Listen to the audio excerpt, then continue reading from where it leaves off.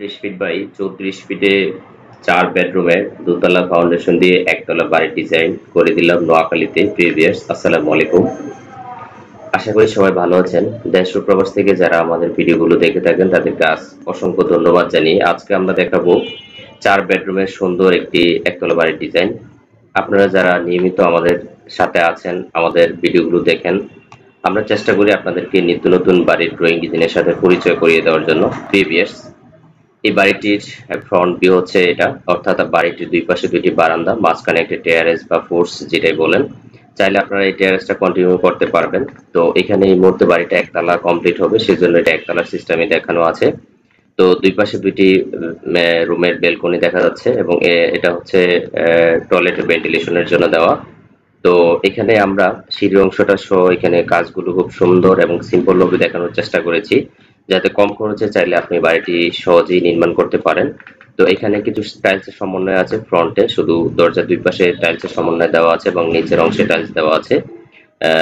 তো আমাদের যদি আমরা ছাদ থেকে দেখি, ছাদের অংশটাও এখানে ডেকোরেশন করে দেওয়া আছে। আপনি কোথায় কিভাবে কাজ করবেন সম্পূর্ণ সবকিছু আমরা দিয়ে থাকি। আমরা প্রত্যেকটি ডিজাইনের চেষ্টা করি সবগুলো বিষয় ক্লিয়ার এবং সহজ করে দেখানোর জন্য। প্রিভিয়ার্স, আমরা বাংলাদেশের 55টা জেলায় 500 প্লাস বাড়ির ডিজাইন নিয়ে কাজ করতেছি। ইতিমধ্যে আপনারা বিভিন্ন ডিস্ট্রিক্টে বা বিভিন্ন জেলায় আমাদের ভিডিওগুলো পেয়ে থাকেন। তো আজকের এই ভিডিওটা আমরা আজকের যে প্রজেক্টটি আমরা করেছি নোয়াখালীতে। তো চলুন এবার মূল প্ল্যানটি দেখে নিই।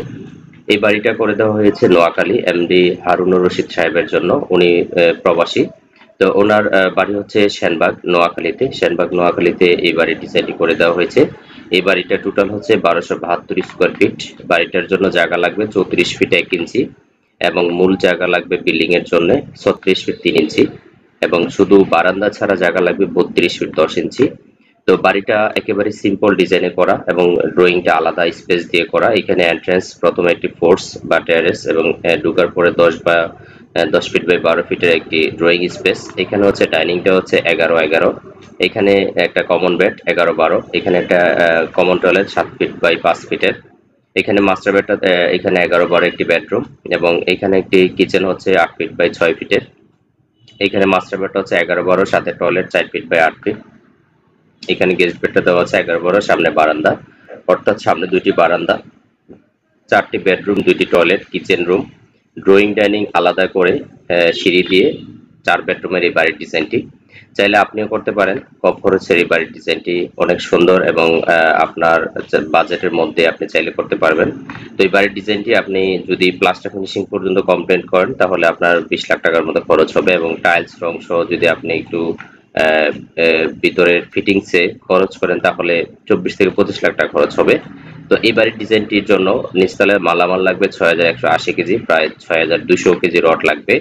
তো এখানে বাড়ির মালামাল হিসাবটা দেওয়া আছে, 500টা, 400টা, 300টা, 250টা, প্রত্যেকটা হিসাব দেওয়া আছে। সিমেন্টের হিসাবও দেওয়া আছে আলাদা আলাদা ভাবে। এখানে দেখতে পাচ্ছেন সিমেন্টের ব্যাগ, অর্থাৎ ঢালাইয়ের কতটুকু লাগবে, প্লাস্টার কতটুকু লাগবে, বালি খোয়া সহ সম্পূর্ণ সবকিছু দেওয়া আছে। প্রিভিয়াস, আমাদের প্রত্যেকটি ডিজাইনে কিন্তু ডিটেলস বিস্তারিত সবকিছু আমরা দিয়ে থাকি। আমরা চেষ্টা করি আপনাকে সৎভাবে সবকিছু উপস্থাপন করার জন্য। আমরা চেষ্টা করি আপনাদের স্বপ্নগুলোকে বাস্তবে রূপদান করার জন্য, আপনার পরিবারের চাহিদা অনুযায়ী, আপনার বাজেট অনুযায়ী বাড়িটি সম্পূর্ণ করার জন্য। যে কোনো প্রয়োজনে স্ক্রিনে দেওয়া নাম্বারে আমাদের সাথে সরাসরি যোগাযোগ করতে পারেন অথবা আমাদের অফিস অ্যাড্রেসে আপনারা যোগাযোগ করতে পারেন। প্রিভিয়াস, একটি বাড়ি সারা জীবনে একটি লালিত স্বপ্ন। সেই স্বপ্নকে সামান্য কিছু টাকা খরচ করার জন্য আপনার সেই স্বপ্নই থেকে যায়, সেটা যাতে না হয়। আমরা অনেক সময় দেখি যে অনেক পরিকল্পনা ছাড়া বা অনেক বিষয়ে আপনি চিন্তা ভাবনা ছাড়া কাজ করার কারণে আপনি কিন্তু কাজে আটকে যাচ্ছেন।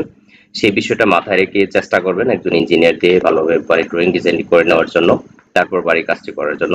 প্রিভিয়াস, সকলে আমাদের জন্য দোয়া করবেন। সকলের প্রতি রইল শুভকামনা। আজকে পর্যন্ত, আল্লাহ হাফেজ, আসসালামু আলাইকুম।